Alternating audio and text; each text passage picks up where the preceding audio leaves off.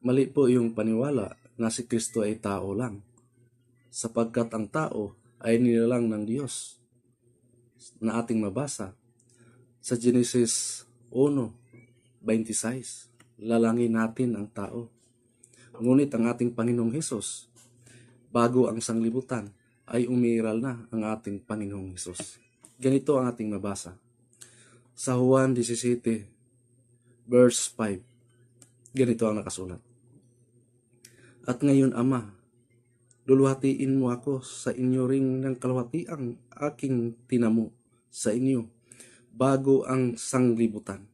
Maliwanag nga nagtamo ng kalwatian ang ating Panginoong Hesus bago ang sanglibutan.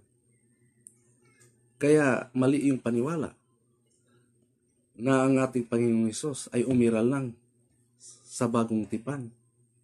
Ngunit ang Biblia ay siya mismo ang nagsasabi na umiiral na ang ating Panginoong Hesus bago pa ang sanglibutan.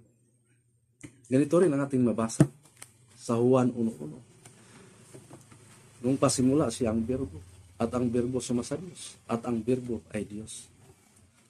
Pero yung mga palusot ng ibang sekta ay hindi daw si Kristo yung Berbo. Sa John 1:1, kung hindi yung si Kristo ang Berbo sa John 1:1, ay sino yung Berbo nga nag-anyong tao sa verse 14? Kung hindi si Kristo yung Berbo sa John 1:1. Ang sasabihin nila, maling salin. Lahat na lang maling salin. Ngayon, kung maling salin, yung nakasulat sa John 1:1, nang pasimula siya ang Berbo, at ang Berbo ay sumasa Diyos, at ang Berbo ay Diyos. Ay sino itong Berbo? Sa verse 14, na nag-anyong tao, kung hindi si Kristo. Kung maling salin, babasa din tayo ng ibang salin ng Biblia. Ganito, ang salita ng buhay.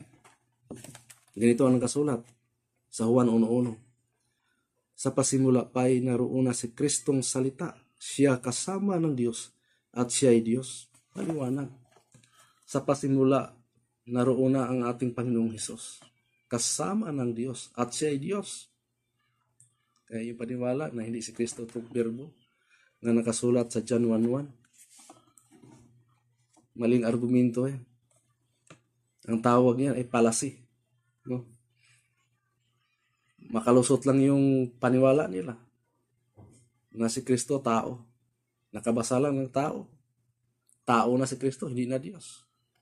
Maliwanag naman ang sinasabi ng banal na kasulatan sa Pilipos 2:8 na ang ating Panginoong Hesus ay nag-anyong tao.